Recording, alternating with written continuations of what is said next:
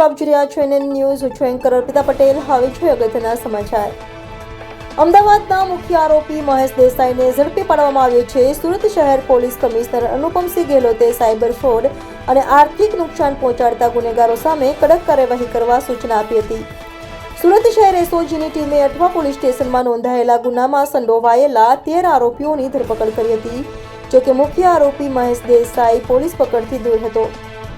એસઓજીની ટીમે સતત પ્રયત્નો કર્યા અને મળેલી બાતમીના આધારે અમદાવાદથી મહેશ દેસાઈની ધરપકડ કરી પૂછપરછમાં જાણવા મળ્યું કે તે અમદાવાદમાં રહેતો હતો અને હાલ સુરતના મકબૂલ ડોક્ટર અને તેના પુત્ર કાસિફ ડોક્ટર સાથે મળીને યુએસડીટી અને હવાલાનું કામ કરતો હતો.